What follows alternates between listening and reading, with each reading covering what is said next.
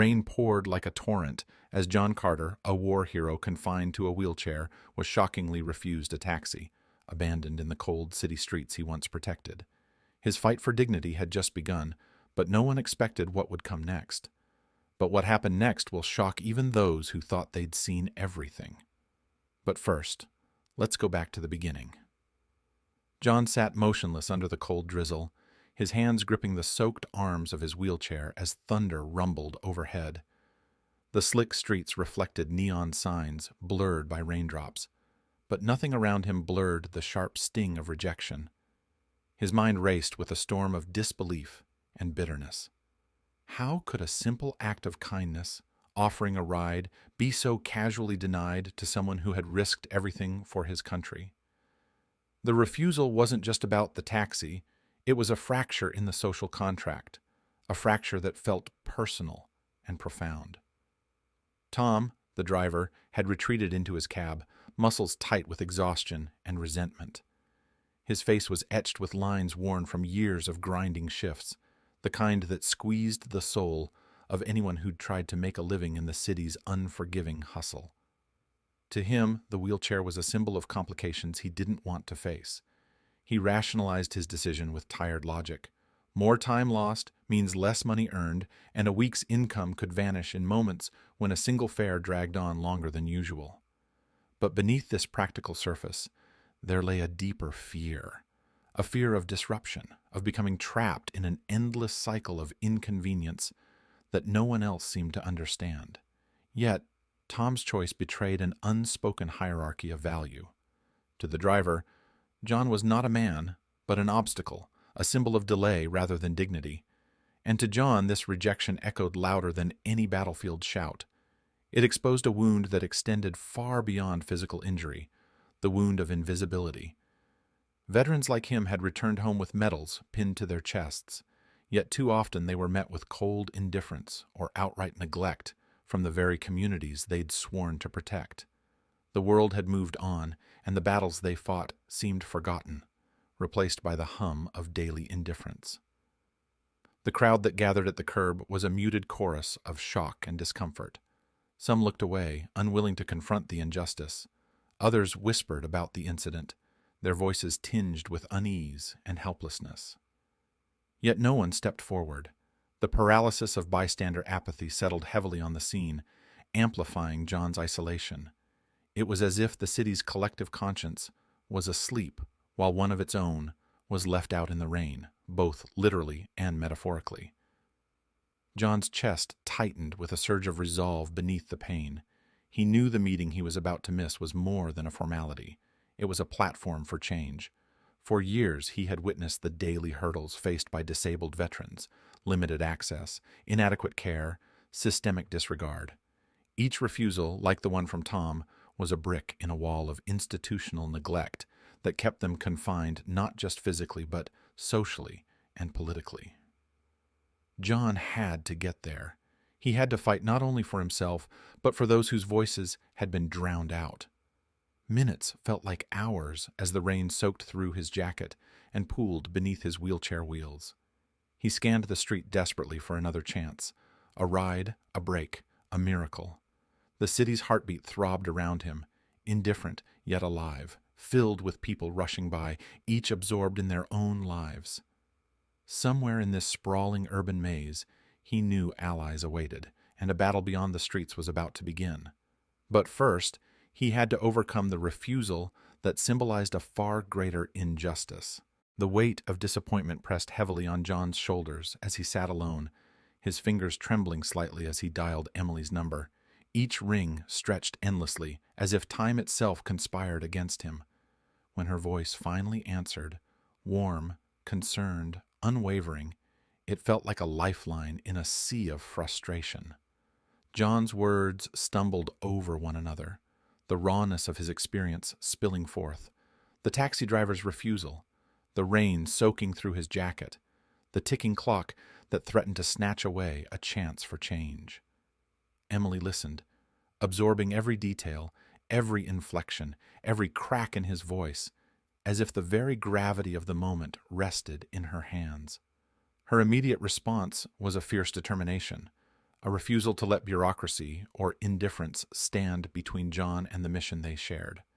She promised to rally the nonprofit's resources, to do everything in her power to ensure his voice would be heard, no matter the obstacles. Meanwhile, the story that began with a slammed taxi door blossomed into a wildfire of indignation on social media. Screens across the city illuminated with hashtags demanding justice, photos of John's steadfast face juxtaposed against the cold, unyielding rain. Comments poured in, some angry, some sorrowful, all united in disbelief that a decorated veteran could be so casually cast aside.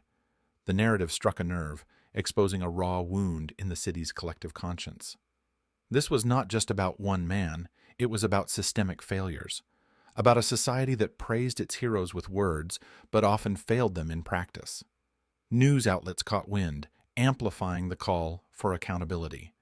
The city's transportation officials found themselves cornered, forced into public statements promising swift investigations and policy reviews. Yet beneath the promises lay a creeping urgency. The clock was relentless, the meeting imminent, and John's fate uncertain. Then, through the chaos, an unexpected beacon emerged. Colonel Mark Reynolds, a figure both familiar and commanding, appeared on the horizon of John's troubled day. Mark had always been more than a commanding officer. He was a steadfast presence in John's military life, a man whose loyalty ran deep and whose sense of honor was unshakable. When whispers of John's ordeal reached the base, something within Mark ignited. A personal mission born of respect, friendship, and an unyielding belief in doing what was right. He acted swiftly, navigating the layers of military bureaucracy with the precision and authority honed by years of service. Soon, the rumble of a helicopter grew louder, slicing through the storm clouds above the city. It was a sound that carried promise, a visceral reminder of the power of solidarity and swift action. As the aircraft touched down, a disciplined team emerged, moving with practiced reverence. John's wheelchair was handled with care, every motion deliberate, every gesture infused with dignity. The public gathered, their breath caught between disbelief and hope, witnessing a moment that transcended routine logistics. This was redemption in motion, a tangible expression of honor returning to a man who had given so much. The helicopter's blades whipped the rain into a frenzy, and beneath the thunderous roar, a spark of hope flickered steadily inside John's chest. It was a hope that transcended his own plight, a hope that the system could still be mended, that justice was not just an ideal, but an achievable reality. The sky, once a canvas of despair, now held a promise, that even amid neglect and pain, the bonds of loyalty and compassion could lift a man back into the light. The helicopter's rotors slowed to a steady hum as it touched down atop the non-profit's rooftop helipad, slicing through the thick afternoon sky with a precision that mirrored the urgency of the moment. John Carter emerged, steady but resolute, from the craft, his wheelchair wheels rolling decisively onto the platform as dozens of eyes fixed on him with a blend of reverence and raw emotion. The applause that erupted was neither perfunctory nor faint. It was a cathartic release, a collective exhale of respect long overdue. Tears glistened on Emily's cheeks, on the faces of veterans, advocates, and city officials alike, each one bearing witness to more than just John's arrival, but to a profound reckoning with the values the city had professed but failed to uphold until now. John's presence was a declaration, a physical manifestation of resilience and dignity. His very being contradicted the silence that had so often enveloped disabled veterans, those who had sacrificed their bodies and spirits for a nation that too frequently turned away. As he wheeled into the conference room, the air thickened with the weight of expectation. No longer was he a single man battling bureaucracy. He was the embodiment of thousands of unseen struggles, the voice for the marginalized warriors left on the sidelines of policy discussions.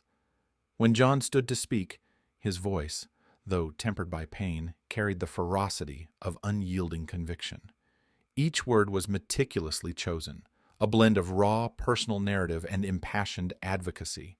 He recounted the sting of rejection, the loneliness of abandonment, but he also articulated a vision of hope, a future where public transportation systems would be accessible without apology, where veterans would be honored through action, not just ceremony. The room hung on every syllable, city council members leaning forward, absorbing the undeniable truth in his testimony. The meeting's atmosphere shifted from solemn acknowledgement to proactive resolve. Within hours, directives were issued, policies set in motion to overhaul existing transportation protocols, ensuring no veteran would face the indignity John had endured. In the days that followed, the story's ripple effect extended beyond municipal walls. Tom, the taxi driver whose refusal had ignited this chain of events, stepped forward with humility that surprised many. Confronted with the public's response, and, more importantly, with the reality of John's service and sacrifice, Tom issued a heartfelt apology. His remorse was sincere, acknowledging his initial frustration but embracing a commitment to change. This act of contrition did not erase the pain of that rainy afternoon, but illustrated a vital truth. Redemption and growth are possible, even in those who falter.